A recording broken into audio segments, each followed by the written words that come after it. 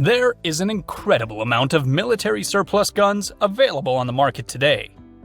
They tend to work exceptionally well and are very cheap in comparison to some of the modern-day choices you will come across. Products of a bygone era, they still hit the target just as well as any modern gun. And they do it at rock-bottom retail prices.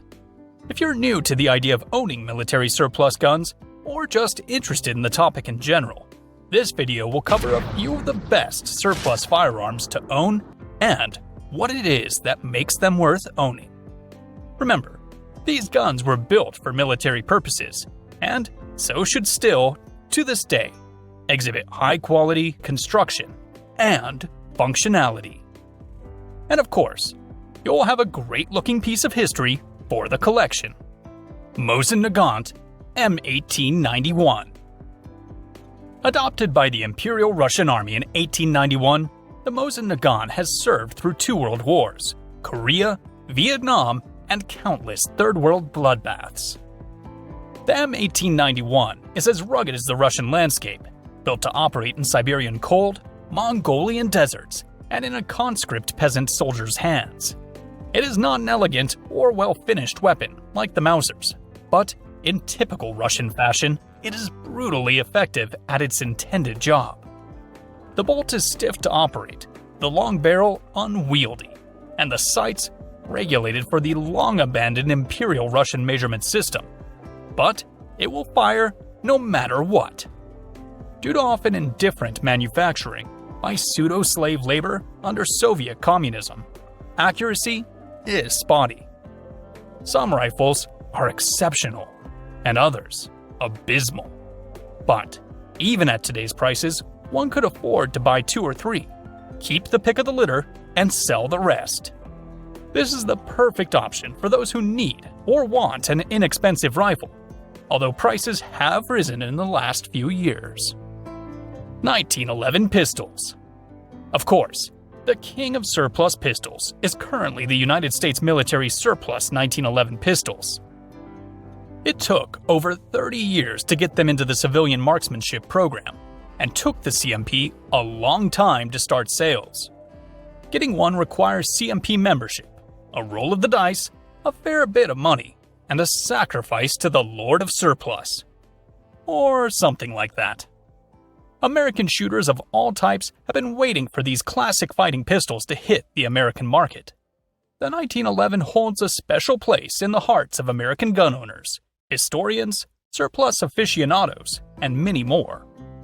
As many shooters will tell you, it's the pistol that won 2 world wars.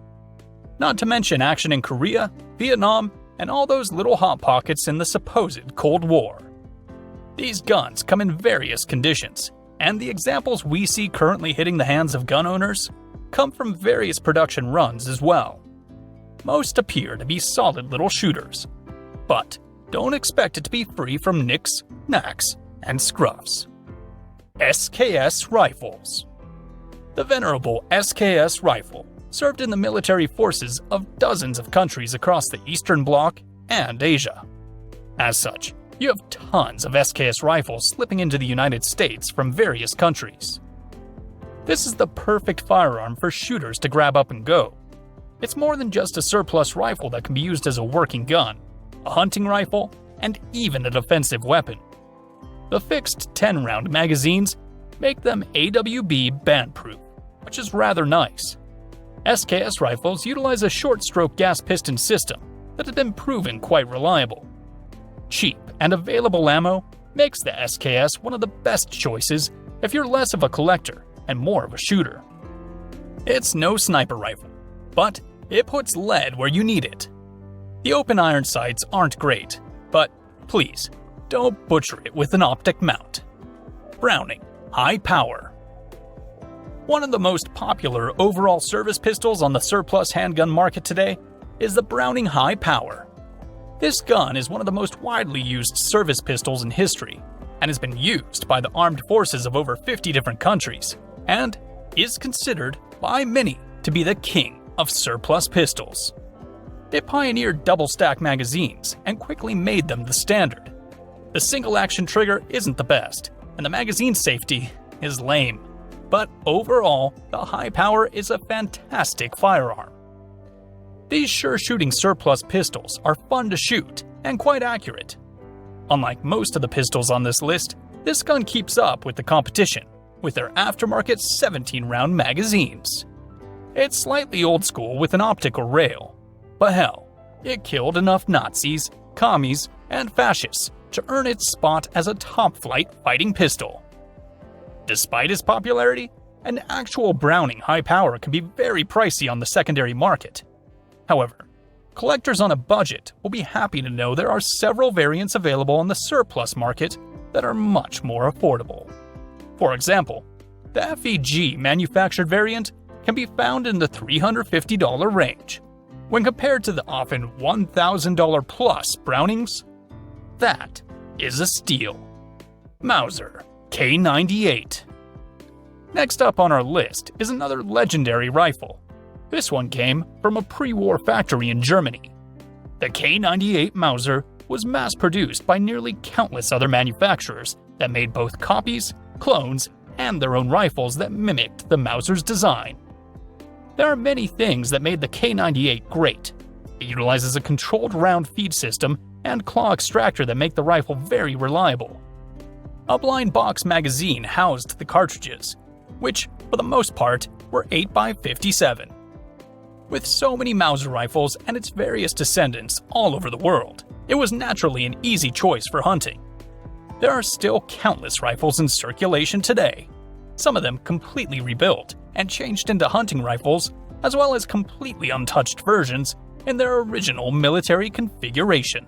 M1 Garand, American General George S. Patton, called this iconic rifle the greatest battle implement ever devised. Proven in every environment on Earth, from the Arctic to jungles and deserts, the M1 ranks as a top prepper rifle. Its semi-automatic operation, combined with an 8-round, internal magazine fed with en-bloc clips, gives the Garand fantastic firepower. Yet, it flies under the radar in many jurisdictions, where more modern semi-auto rifles are either banned or subject to draconian registration schemes, since it does not accept detachable, high-capacity magazines. It has a few drawbacks, however. As an early semi-auto design, it is more complex than needed because conservative Army officials insisted on certain features which, in hindsight, were unnecessary. Its complexity means there are many more things that can go wrong with it compared to simpler bolt actions. However, spare parts are still plentiful, and most repairs don't require advanced gunsmith skills. It can have particular tastes in ammunition, though. Owners should run at least 100 rounds through it without a malfunction before they settle on any particular load. It's best to feed the Garand mil-spec FMJ 3006 ammunition whenever possible. This can limit its usefulness as a hunting rifle if your particular one won't digest soft-nose, big-game ammo. Still, quite a few M1 aficionados hunt with these superb guns. Prices range from reasonable to certifiably insane. Due to the gun's complexity, always get a prospective purchase examined by a knowledgeable gunsmith before you buy, if possible. M1917 Enfield. The M1917 is a stopgap rifle adopted by the US Army during World War I. US industry couldn't meet the demand for the Army's main battle rifle, the M1903 Springfield. Rather than take precious time to tool up factories to produce it, the War Department settled on a rifle that several American arms companies produced at the time under contract for the British. It proved fast and easy to just rechamber them from .303 to .30-06. The M1917 went on to become the most issued US rifle during the war and outnumbered the Springfield almost 3-1. Unlike the M1903, however, collectors have yet to drive M1917 prices beyond sane levels, so average people can still get one for reasonable money. The M1917 is a robust design, made from high-quality materials. It has the best sights ever put on a military rifle at the time, and it is quite accurate. Its oversized magazine holds not 5, but 6 rounds, although this feature is a bit moot since charger clips for the gun hold just 5.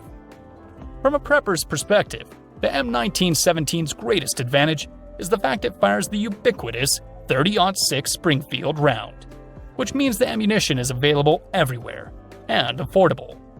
The 30-06 is America's second most popular big game cartridge, just behind the .308 Winchester, and, as such, companies offer loads fit for everything from rabbits to bears. Several ammo makers now also sell mil-spec FMJ loads. 1903 Springfield. Another contender for the title of the best military surplus rifle for hunting is the 1903 Springfield. It was designed to incorporate many of the features that made the Model 1898 Mauser such a great rifle.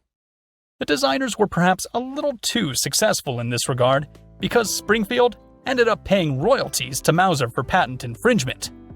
As a result, the 1903 Springfield has many of the same strengths as the Mauser. It is also chambered in 30-06 Springfield, which is a definite plus. If you're going to be hunting big game in North America, the 30-06 Springfield is almost never the wrong answer. The real key to buying affordable surplus guns is to be willing to shop. Lots of the recent spate of high prices might seem typical, but if you shop auction websites and keep your eyes open at gun shows, you can get into the game quite cheaply. I'm only a man with a tight budget and a love for surplus goodies. However, I want to turn it over to the audience.